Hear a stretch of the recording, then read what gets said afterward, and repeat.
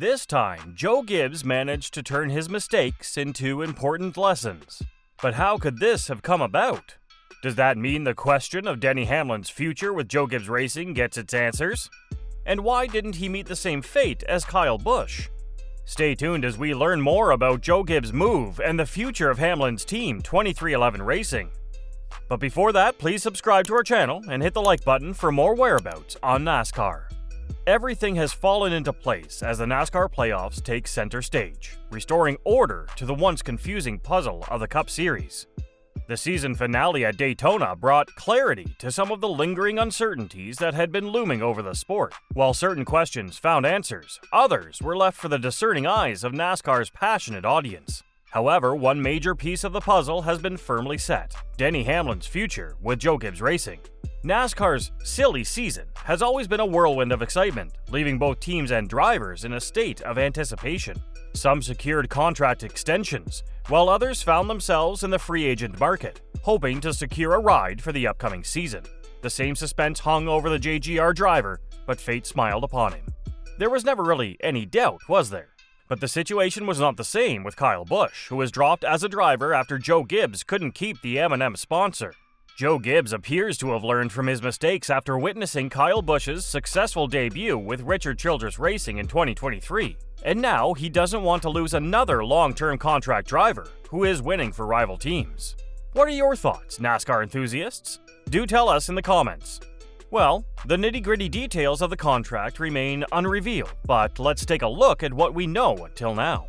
While the TRD president and the head honcho at Joe Gibbs Racing had both reassured fans that Hamlin would indeed return to the team for another season, it was clear that certain intricacies needed to be ironed out before sealing the deal.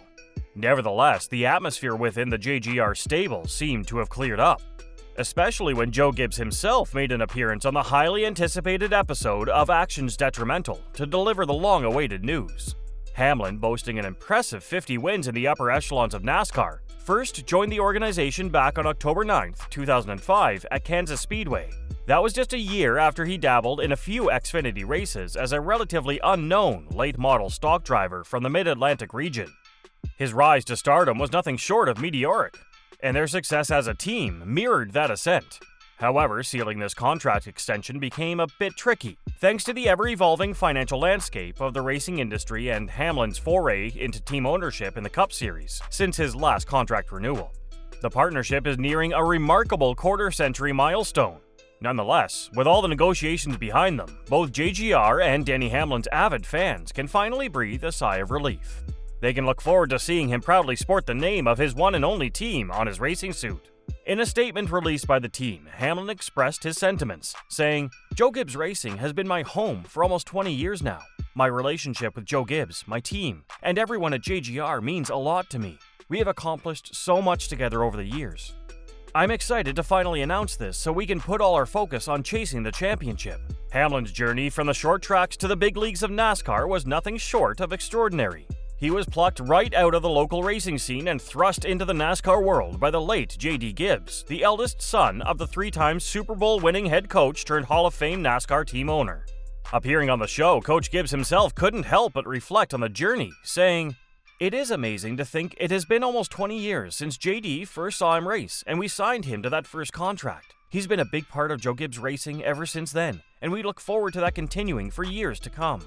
As the stage is set for the upcoming season at JGR, it promises to be a captivating spectacle to see how the drivers contribute to securing victories, and perhaps clinching another championship for the team. While the official announcement didn't provide a comprehensive list of sponsors, Hamlin has made it clear that his enduring collaboration with FedEx will persist. FedEx has steadfastly sponsored a minimum of 30 races in the number 11 car every season throughout his career. However, due to the evolving economic landscape, this year has seen the emergence of new partners such as Coca-Cola, Yahoo, and Mavis Tires. In total, FedEx has been the primary sponsor for Hamlin in only 8 out of 27 races and counting. Certainly, this played a role in the intricate negotiation process, much like the situation last year when Gibbs was ultimately unable to secure an extension with Kyle Busch after primary sponsor M&M's Mars decided not to return. Throughout the summer, Hamlin consistently expressed his desire to remain with Gibbs. However, the complexity of the process was evident given the various challenges that arose along the way. Yet, questions lingered about the future of 23XI Racing, a team Hamlin co-owns with NBA legend Michael Jordan. Hamlin didn't leave fans in suspense for long, addressing the matter on his Actions Detrimental podcast. Hamlin said, 23XI will continue its relationship with Toyota into the future. Nothing really changes. We're going to continue on the path that we've been on. It was my goal to make that a championship organization within 5 years. We're going to continue on that trajectory. I think we're in a good spot. Our relationship with Joe Gibbs Racing is in a good spot. This kind of solidifies all those deals as done. What are your thoughts on Hamlin's statements? Let us know in the comments. Also, don't forget to subscribe to our channel and click the bell button for more updates. However, the contract extension was just the beginning of the story. Another surprise awaited NASCAR fans, and in the process, Hamlin couldn't resist taking a playful jab at his former teammate, Kyle Busch. Amidst all the positive news came an announcement that sent shockwaves through the NASCAR community and sparked heated controversies. Hamlin made sure to break both pieces of news on his podcast. In addition to securing a multi-year contract with his team, marking his 17th year with them, Hamlin dropped a bombshell. He might be putting an end to his Xfinity Series endeavors. In doing so, he couldn't resist taking a sly dig at Kyle Busch's ambitions. Speaking to his co-host, Jared Allen, Hamlin candidly stated, "I'm not sure if I'll do it again. I feel like this is a good call. Maybe it's my curtain call for Xfinity. But not like Kyle Busch, you know. Once I win 100, I'll stop. No, I'm just content. There's no real benefit to running Xfinity to aid my Cup career. They're entirely different beasts. It's a completely different driving experience with dramatically different tires and shifting patterns. There's nothing I can truly expect from it that directly helps. Sure, it's all under the umbrella of motorsports, and Xfinity has been great, but I'd love to conclude that chapter with a checkered flag." Talking about the NASCAR Cup Series playoffs, Denny Hamlin had a rough start. Hamlin endured a challenging start to his NASCAR Cup Series playoff campaign. In the inaugural Cup Series playoff race at Darlington Raceway, known as the Cookout Southern 500, Hamlin's day took a turn for the worse as he finished in the 25th position. After the race, Denny Hamlin didn't hold back in sharing his thoughts with the media. He recognized that his team had given him a car that could have dominated the race, but he also admitted that mistakes had cost him dearly. Speaking to the NBC Sports media crew following the race, Hamlin said, "Really good car. We worked hard at Darlington, here, to get us a race-winning car. Chris and the whole team just did a great job giving me a car that obviously controlled the race until we had some trouble. I mean, it's just part of it." The seasoned JGR driver went on to say, "Luckily, we were able to get some stage points and come out with something. But I really just wanted to win the race. I want to win as many majors and as many races as I can, and yeah, I don't really care about the points. Just, man, hate losing."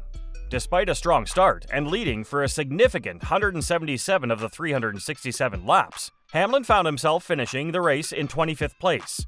Nevertheless, the stage points he collected from his 2-stage wins could prove crucial as we approach the first round of eliminations. Hamlin later delved into the specifics of what went wrong for him during the latter part of the race. Interestingly, just a day earlier, he had clinched a victory in the Xfinity Series race with a remarkable final lap performance. Hamlin explained the reason behind his decision to make an extra pit stop, stating, "I felt a loose wheel. It's really tough to tell, but they looked at the left rear and was still tightening as we were gone." He elaborated on why he chose to take that additional pit stop, expressing his concern about the possibility of crashing due to what he perceived as a loose wheel in the left rear. Reflecting on the wreck he got caught up in, Hamlin added, "I don't know. I was trying to avoid some spinning cars and got in it. While maneuvering to avoid a multi-car collision, Hamlin swerved to steer clear of a spinning car. In the process, he made contact with the car's front splitter, causing the vehicle behind him to collide with his rear. This sent him towards the wall, further diminishing his chances of making a comeback in the race." So that's all we've got for today. We hope you enjoyed it. Tell us what you think of the video in the comments below. And don't forget to subscribe to our channel. We hope to see you in the upcoming video.